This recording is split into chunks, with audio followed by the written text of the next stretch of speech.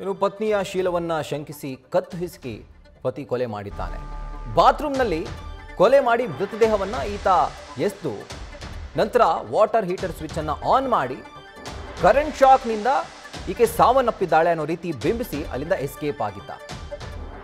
ಶಿಕಾರಿಪಾಳ್ಯದ ಓಂ ಶಕ್ತಿ ಲೇಔಟ್ನಲ್ಲಿ ನಡೆದಿರುವಂತಹ ಘಟನೆ ಇದು.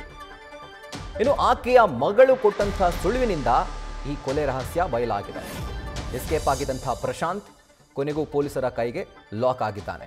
ಹೆಬ್ಬಗೋಡಿ ಪೊಲೀಸರು ತನಿಖೆಯನ್ನು ಚುರುಕುಗೊಳಿಸಿ ಈತನನ್ನು ಹೆಡೆಮುರಿ ಕಟ್ಟಿದ್ರು. ನಂತರ ಪೊಲೀಸರ ವಿಚಾರಣೆಯಲ್ಲಿ ಈತ ತಪ್ಪೊಪ್ಪಿಕೊಂಡಿದ್ದಾನೆ.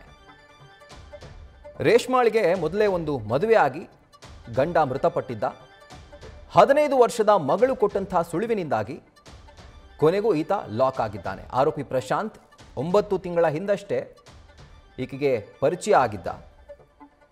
ನಂತರ ಯಾವ ಕಾರಣಕ್ಕಾಗಿ ಈತ ಕೊಲೆ ಮಾಡ್ದ ಅಂತಂದರೆ ಆಕೆಯ ಶೀಲವನ್ನು ಶಂಕಿಸಿ ಕತ್ತು ಹಿಸುಕಿ ಕೊಲೆ ಮಾಡಿ ನಂತರ ಬಾತ್ರೂಮ್ನಲ್ಲಿ ಹಾಕಿ ಲಾಕ್ ಮಾಡಿ ಗೀಸರ್ ಸ್ವಿಚ್ನ ಆನ್ ಮಾಡಿ ನಂತರ ಹೊರಗಡೆಯಿಂದ ಲಾಕ್ ಮಾಡಿಕೊಂಡಿದ್ದಂಥ ಸಂದರ್ಭದಲ್ಲಿ ಎಲ್ರಿಗೂ ಇದು ಶಾಕ್ ಹೊಡೆದು ಸತ್ತಿರುವಂಥ ಪ್ರಕರಣ ಅಂತ ಹೇಳಿ ಬಿಂಬಿತವಾಗಬೇಕಾಗಿತ್ತು.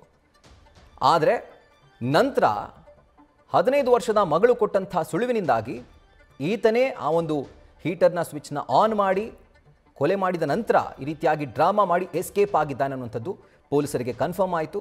ನಂತರ ಈತನನ್ನು ಪೊಲೀಸರು ಅರೆಸ್ಟ್ ಮಾಡಿದ್ದಾರೆ. ಶಿಕಾರಿಪಾಳ್ಯದ ಓಂ ಶಕ್ತಿ ಲೇಔಟ್ನಲ್ಲಿ ನಡೆದಿರುವಂಥ ಒಂದು ಕೊಲೆ ಪ್ರಕರಣವನ್ನು ಪೊಲೀಸರು ಈಗ ಭೇದಿಸಿದ್ದಾರೆ. ಇನ್ನು ಈ ಹಿಂದೆಯೇ ಮದುವೆಯಾಗಿ ಆಕೆಯ ಮೊದಲ ಪತಿ ಮೃತಪಟ್ಟಿದ್ರು. 15 ವರ್ಷದ ಮಗಳೊಂದಿಗೆ ಮೃತ ರೇಷ್ಮಾ ವಾಸವಾಗಿದ್ದರು. ಇನ್ಸ್ಟಾಗ್ರಾಮ್ನಲ್ಲಿ ರೇಷ್ಮಾಗೆ ಈ ಪ್ರಶಾಂತ್ ಪರಿಚಯ ಆಗ್ತಾನೆ. 9 ತಿಂಗಳ ಹಿಂದಷ್ಟೇ ಇವರಿಬ್ಬರು ಕೂಡ ಮದುವೆ ಆಗ್ತಾರೆ. 2ನೇ ಮದುವೆ ರೇಷ್ಮಾಳಿಗೆ. ನಂತರ ರೇಷ್ಮಾಳ ಶೀಲವನ್ನು ಶಂಕಿಸಿ ನಿತ್ಯ ಪ್ರಶಾಂತ್ ಗಲಾಟೆ ಮಾಡ್ತಿದ್ದಂತೆ. ಇನ್ನು ಅಕ್ಟೋಬರ್ 15ರಂದು ಮತ್ತೆ ರೇಷ್ಮಾ ಜೊತೆ ಗಲಾಟೆ ಮಾಡ್ಕೊಂಡಿದ್ದಾನೆ. ಗಲಾಟೆ ವೇಳೆ ಅಂದರೆ ಮಾತಿಗೆ ಮಾತು ಬೆಳೆದು ನಂತರ ತಾರಕಕ್ಕೆ ಹೋಗಿ ಅದಾದಮೇಲೆ ಆಕೆಯ ಕತ್ತನ್ನು ಹಿಸುಕಿ ಕೊಲೆ ಮಾಡ್ತಾನೆ. ಕೊಲೆ ಮಾಡಿದ ನಂತರ ಬಾತ್ರೂಮ್ನಲ್ಲಿ ಮೃತದೇಹವನ್ನು ಈತ ಡಿಸ್ಪೋಸ್ ಮಾಡ್ತಾನೆ. ನಂತರ ವಾಟರ್ ಹೀಟರ್ ಸ್ವಿಚ್ನ ಆನ್ ಮಾಡಿ ಶಾಕ್ ಹೊಡೆದಿದೆ ಅನ್ನುವ ರೀತಿಯಲ್ಲಿ ಇದನ್ನು ಬಿಂಬಿಸ್ತಾನೆ.